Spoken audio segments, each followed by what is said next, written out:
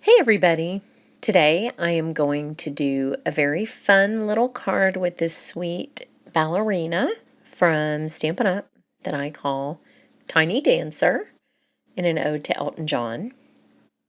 I'm starting with some Canson pastel paper in black.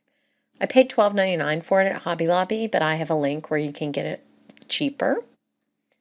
Some Caran D'ache Luminance Pencils, which are amazing, and this sweet stamp set called Talented Trio from Stampin' Up. Now I have this stamp set up on my Misty, and you'll see why at the end of the video. I'm going to start by inking up the little dancer in Whisper White pigment ink and stamping her onto the pastel paper. Here you can see the signature on my Misty. I got Ileana to sign that when she came to my retreat, which is super fun. I'm going to clean off the stamp. The white ink is just really to give me a guide. I'm basically going to be doing no line coloring, but I don't want to remove the stamp from the Misty, and you will see why a little bit later on. Now I have a few colors here that I'm going to start working with, and I'll add more colors later. But with these pencils, I always start with whatever my lightest shade is going to be. And in this case, it's kind of an ivory color. I do have all the pencils and the colors listed in my blog post. But with these pencils, you want to do a lot of layering. And so I'll show you my technique. I'm not trained, I'm not certified. You don't need to be any of those things to have fun with any art supply. You just need to try and see what works for you and what you are comfortable with and get the results that you like. Now after the lighter color, I'm going to go with my lightest pink. And I can tell when I first start putting it down that this pigment has slightly a different feel to it. It's a little bit harder than the bone color that I started with. And you'll just get used to the different ways that different colors feel. But what I want you to learn here is the layering of colors and how that works with these pencils. So I start with the very lightest, and then you can see I'm going through 2 shades of pink and just adding them on top of each other.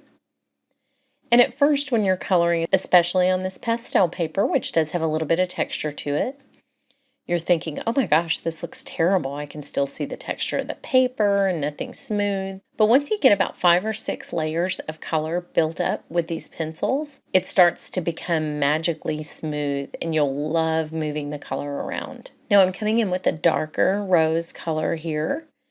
And then similar to the way that you use alcohol markers, I go back with the lighter color and blend that out, and then come back with my very lightest color on top. And I repeat this process several times when I'm coloring.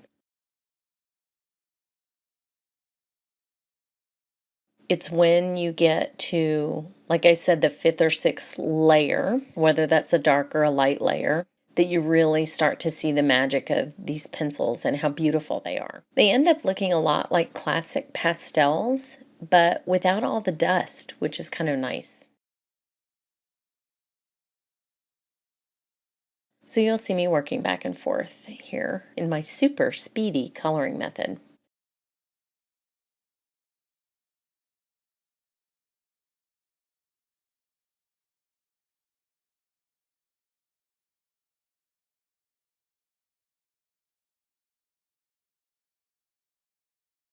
Now here I just have a big soft brush, and I'll link to this on my blog.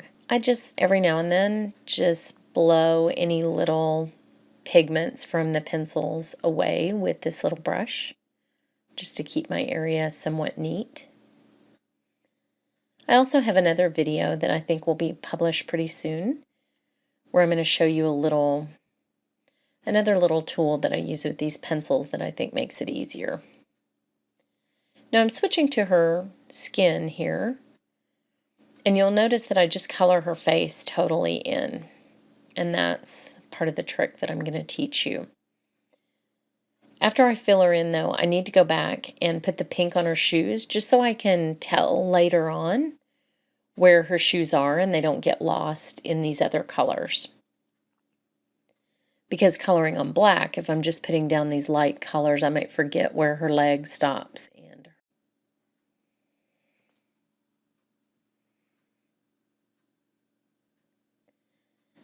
Now with this flesh tone, I start with just my lightest ivory, but then I go to a flesh tone, and then I come in with just a darker tan to add some shading, and then go back to the lighter colors, and just keep going back and forth, until I get a smooth texture.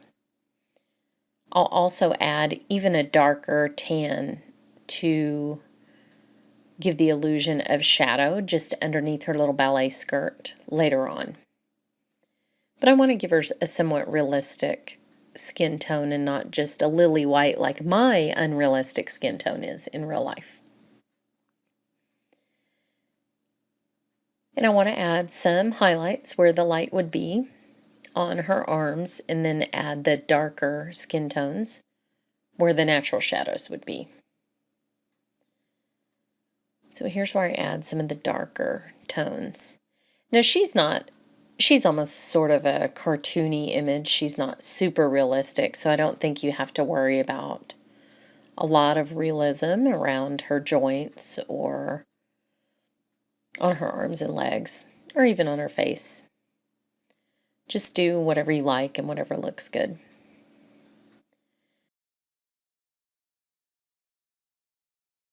Now her neck, of course, will be a little bit darker, so I actually go in with some of those darker colors right away. And then I'm coming in and blending out her face.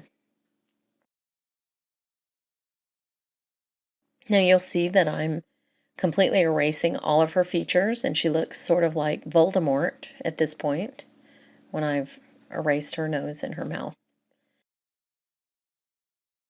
But we'll add those back.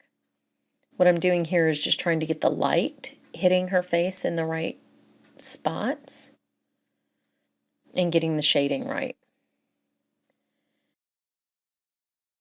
Now I added her little ponytail holder in pink for the same reason that I added her slippers. I want to mark that off so I don't color over that and put hair where her ponytail holder should be. I'm giving her just sort of a light brown hair color, nothing that's too much contrast to the rest of the image, because I really want her cute little tutu and leotard to be the star of the show. I love that pink. And subconsciously, I guess, I painted my nails that color earlier this week. Maybe I knew I was going to do this card. So I'll come in with some darker shading for her hair just to give her a little bit of definition. And if your pencils are sharp, you can do a little flicking motion to give her some more realistic hair if you'd like. And now that I'm done, I just brush off the little extra pencil shavings. And I do recommend keeping these very sharp. That really does help, especially with smaller images like this. And as you see, I've left my stamp in the MISTI. And I'm just going to put the paper back in there and make sure that I have it in the corner and it's all lined up. And then I can add her facial details back very, very easily.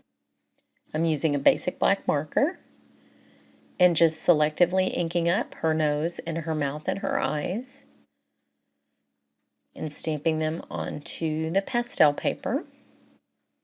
And you might need to do this more than once just to make her features pop out a little bit. I'm going to do it twice just so I can really see her face, but it's so sweet already. Such a cute little image.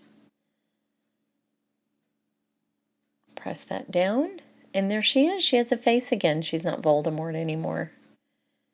She is just beautiful. I love this sweet image. So here she is finished. I actually did go back after the video and I added a little light blue touch to some of the areas of her skirt. I think that adds a little bit of pop. And I hope you've enjoyed this video and give these pencils a try. I think you'll really, really like them. Thanks so much for watching.